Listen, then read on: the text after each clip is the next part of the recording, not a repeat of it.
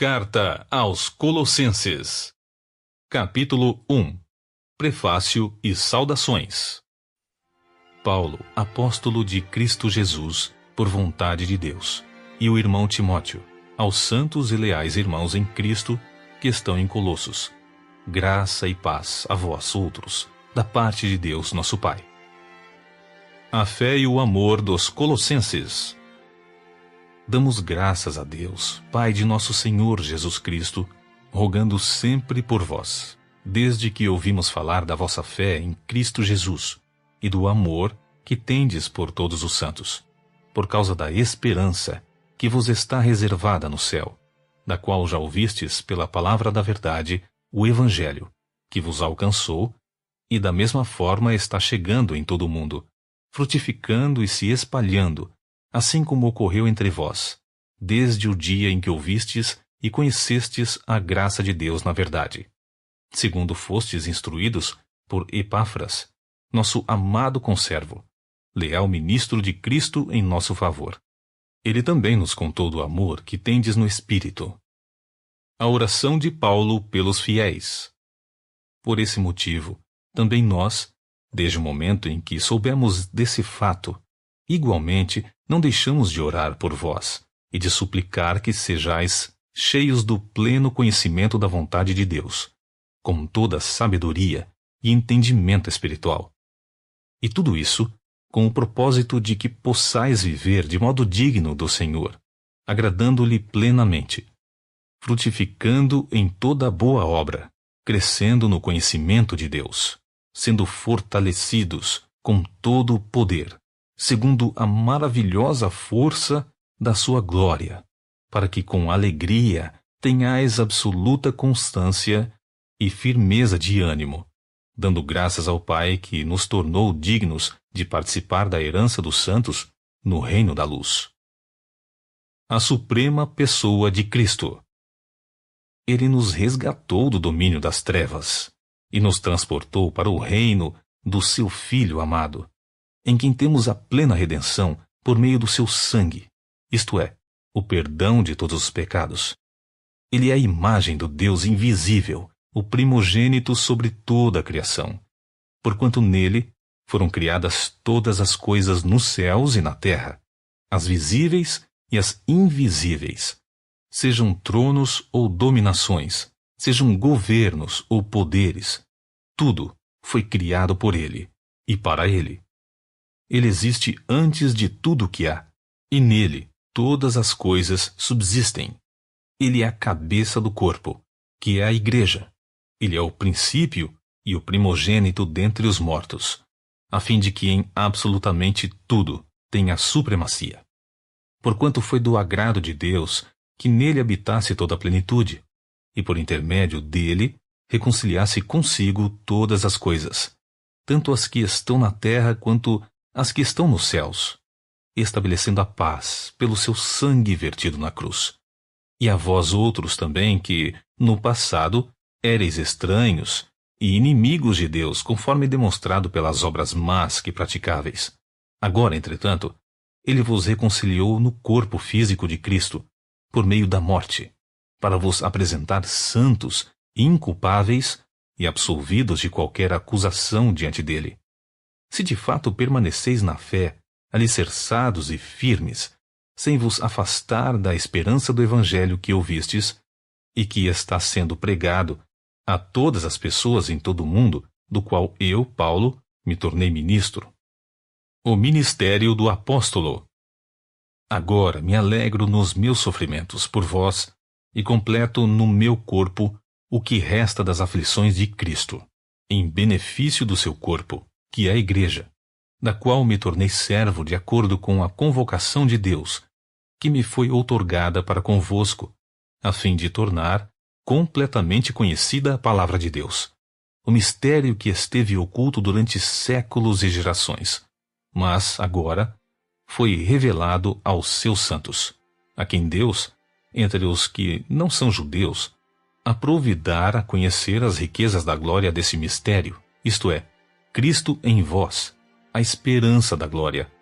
A ele, portanto, proclamamos, aconselhando e ensinando a cada pessoa com toda a sabedoria, para que apresentemos todo homem perfeito em Cristo. E para cumprir esse propósito, eu me esforço arduamente, lutando conforme o seu poder, que opera eficazmente em mim. Capítulo 2. A luta para pregar o Evangelho. Portanto, gostaria que soubesseis como é grande a luta que enfrento por vós, pelos que estão em Laodiceia e por todos que ainda não me conhecem pessoalmente. Esforço-me a fim de que o coração deles seja animado, estando vós unidos em amor e juntos alcanceis toda a riqueza do pleno entendimento, para que possais conhecer perfeitamente o mistério de Deus, a saber, Cristo. Nele estão ocultos todos os tesouros da sabedoria e do conhecimento. Falo dessa forma para que ninguém vos engane com argumentos interessantes, porém falsos. Porquanto, apesar de estar fisicamente distante de vós, estou convosco em espírito, e me sinto feliz ao verificar que estáis vivendo em plena ordem, e como está firme a vossa fé em Cristo. Cristãos livres do legalismo. Sendo assim, da mesma forma como recebestes a Cristo Jesus, o Senhor, também andai nele, alicerçados e edificados nele, transbordando em gratidão. Tende muito cuidado para que ninguém vos escravize a vãs e enganosas filosofias, que se baseiam nas tradições humanas e na falsa religiosidade deste mundo, e não em Cristo, pois somente em Cristo habita corporalmente toda a plenitude de Deus. Assim como em Cristo estáis aperfeiçoados. Ele é o cabeça de todo o poder e autoridade.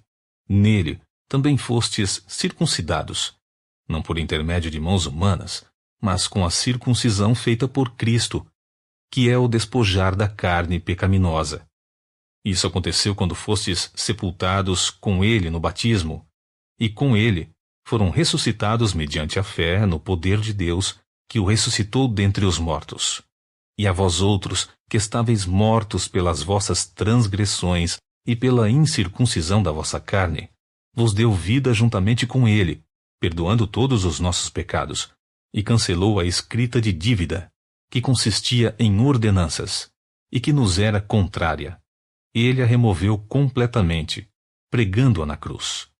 E, despojando as autoridades e poderes malignos, fez deles um espetáculo público, triunfando sobre todos eles na cruz.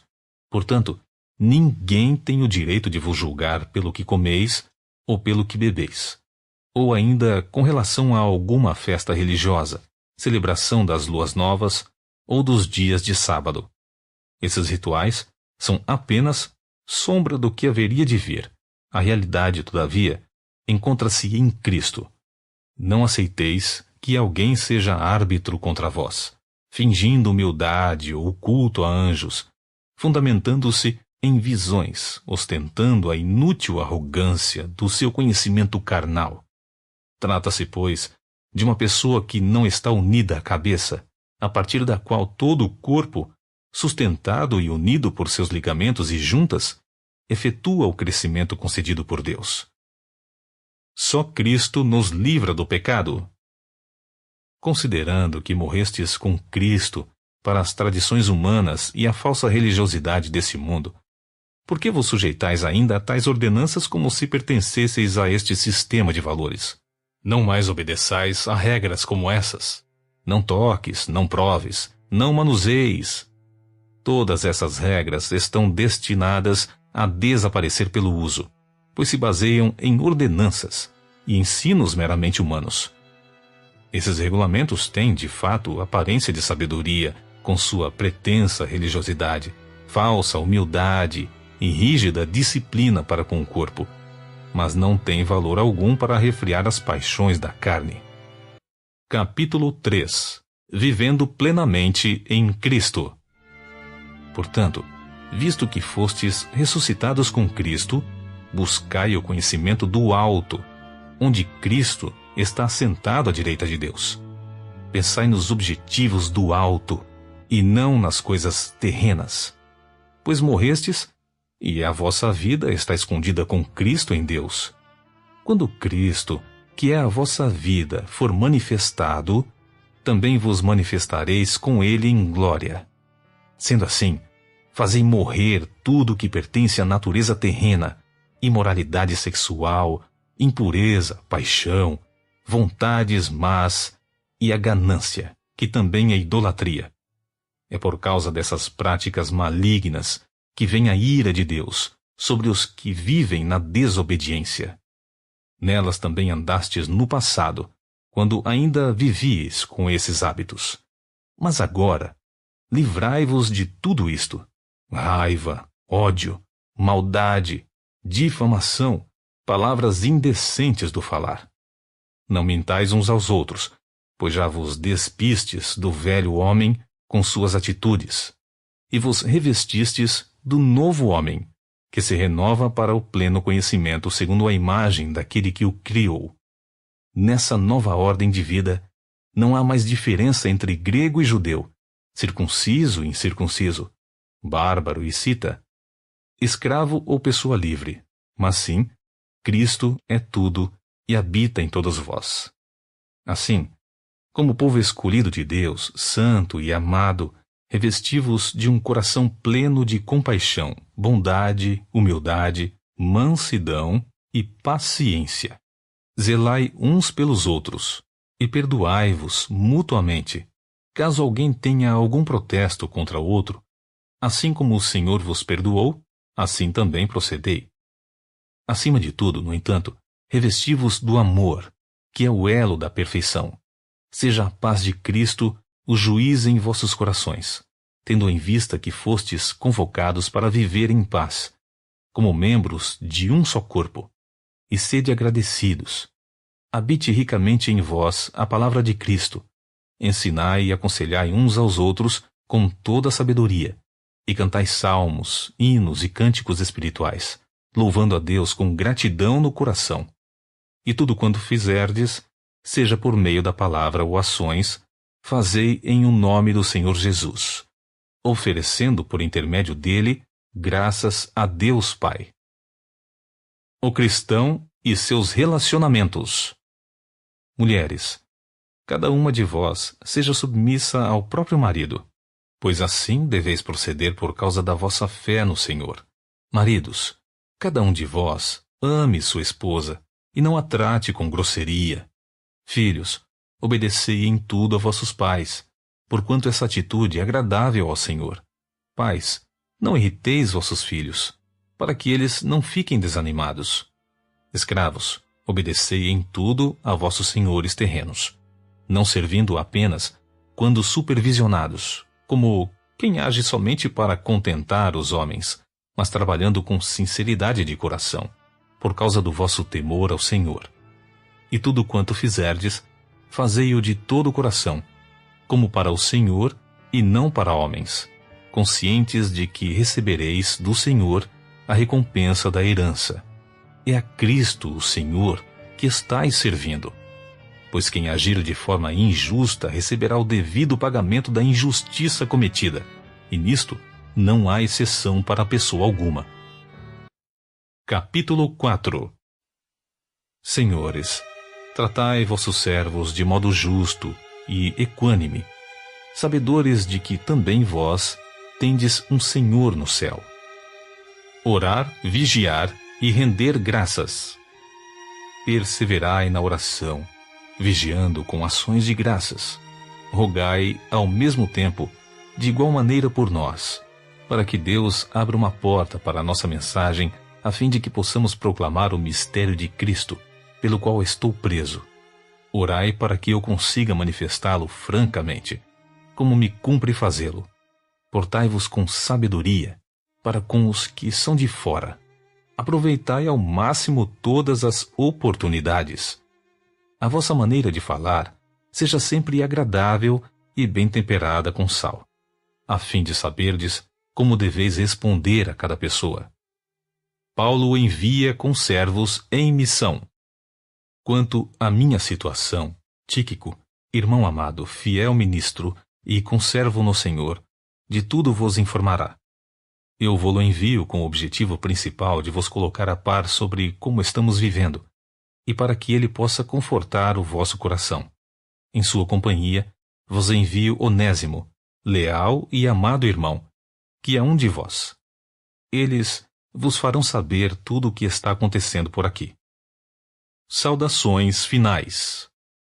Saúda-vos Aristarco, meu companheiro de prisão, assim como Marcos, primo de Barnabé, sobre quem já recebestes instruções. Portanto, se ele vos for visitar, recebei-o. Jesus, chamado Justo, também vos envia saudações. Esses são os únicos da circuncisão que são meus cooperadores em benefício do reino de Deus. Eles têm me proporcionado grande apoio e consolo. Epáfras, que também é um de vós e servo de Cristo Jesus, vos envia saudações. Ele está sempre guerreando por vós em suas orações, para que, como crentes maduros e cheios de fé, continueis caminhando firmes na prática de toda a vontade de Deus. Sou testemunha do quanto ele se esforça em seu zelo fraternal por vós e pelos que estão em Laodiceia e em Hierápolis. Lucas, o médico amado, e Demas vos cumprimentam carinhosamente.